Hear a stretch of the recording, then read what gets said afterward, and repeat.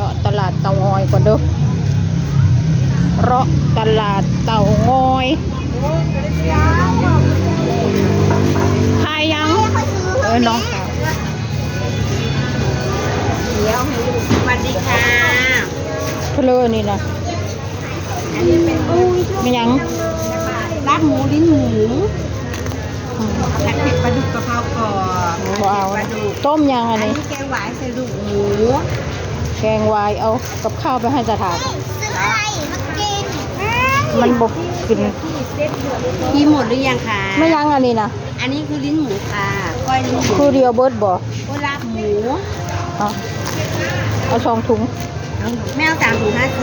50ที่ไปชื่อเบียร์อยู่เงินบ่มี อันนี้แกงหวานใส่กระดูกหมูค่ะที่ไปที่ไหน ฮะ ที่ไปที่ไหนจะไปไหนคะ ถ้าเขามาซื้อ นี่ว่าจะไปกินเบียร์ร้านใด คนที่ไปชื่อนี่ร้านน้อง พักลงมาขับมันมาเลย ค่ำนั่นละ มีคนพาลงมา มกไข่หมดแดงไข่ฟอมันน่ะนะค่ะไข่น้อยมันน่ะนะแค่เป็นเล็กได้หาตัว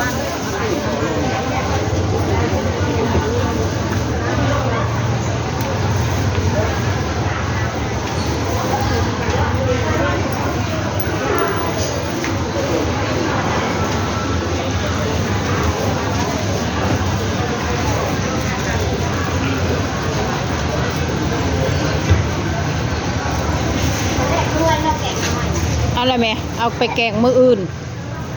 เอาโลดของยายดาเอาถุงนึงแกง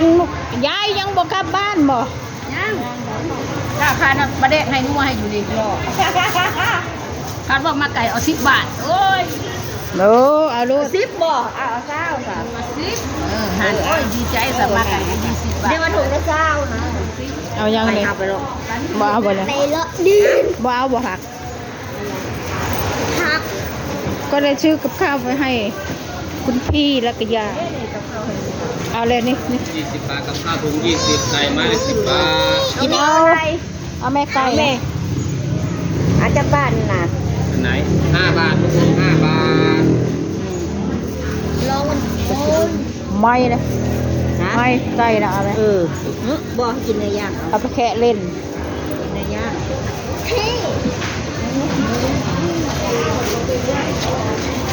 ดีโอ้ยมากาไก่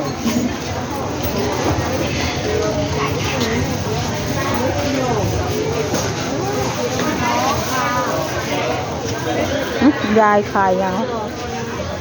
ตายหลอกอ่ะ คะ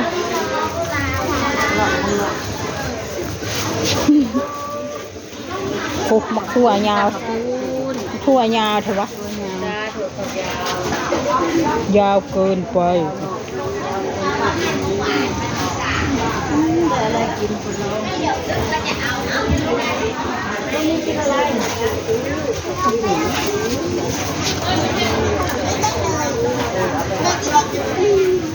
ได้พอดิ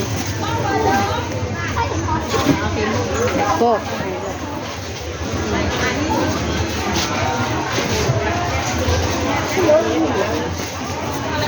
นุ่มเหลืองโอ้คุณน่าจะซื้อมาบักกระบุญก้อนเท่านั้นมะม่วงดอก อันไหน มะม่วงดอกจะให้ตาตรงมัน อ๋ออันของอีเตื้อย แซ่บเลยจากบ้านนั่นเนี่ยลง อันไหน ก่อนเดี๋ยวก็มาเลือกก่อน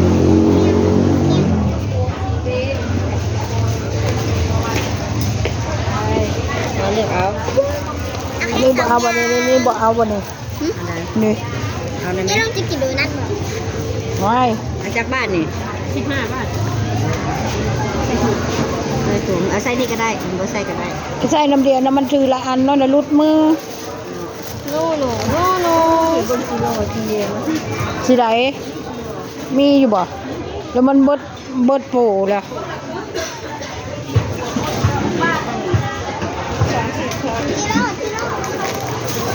ตูน แล้วถุงอันนี้พร้อมบ่ เอานี่ เอา30บ่ป่นกิน ยังมีอยู่เนาะกิโลอันนั้นก็ได้ มันก็มีอยู่ของพุดเนาะมันก็เริ่มเดือดปกติน่ะมันจะอึดได้มันก็คนก็เริ่มอึดแล้วในนาคันนาแล้วเอาน้ำก็ โอ้ในนา ในนา แต่ว่าในภูน่ะมันเบิดเลยล่ะ บ่มีแล้วแต่พูดซะมันคือมันแข็งแล้วมันบ่ออกแล้วเอาน้ำอันนี้ให้มันยังอยู่ในกลางหงมันเท่ากองเดียวเลยตัวเสือคือมันแมนขาวน้ำกอกเนาะก็เลยต้องได้เสียเด้ฮะบ่ได้อันนี้ให้มันคือเลยกิโล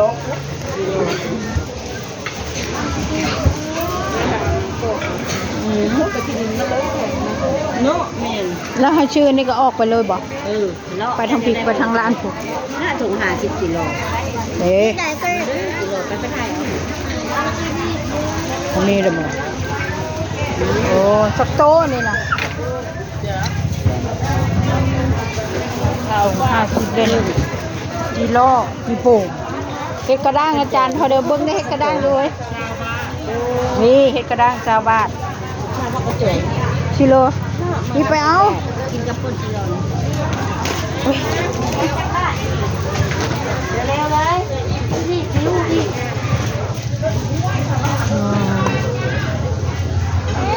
ได้เดือนใช้เนาะได้เดือน บ่มีบ่ค่อยมีซอดอได้เดี๋ยว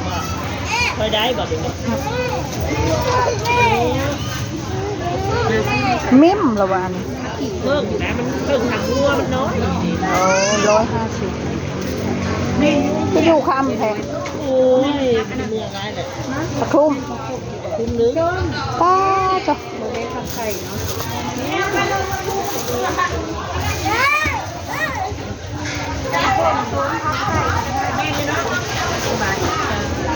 เฮ็ดพวกกันให้ได้ กิโลไม่ประทายเอาเห็ดปวก นั่งนี่นี่จะพวกเวลากันนั่นเรื่อยๆมันแข็งมันบ่ได้อันนั้น เห็ดปวกยังจะออกยามนี้ พวกกันยังว่าเลยมันบ่ได้เด้งได้เฮ็ดพวก เห็ดปวกก็มีพี่น้องยามนี้ แม่นี่ก็ดี โอ้ย เจ้าบ้านบ่ได้บ่ มันมีเห็ดบดอยู่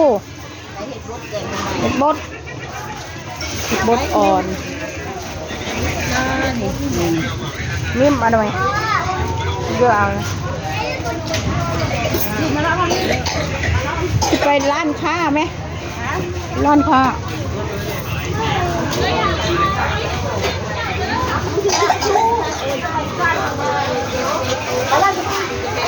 โอเคค่ะขอจบคลิปแค่นี้นะคะ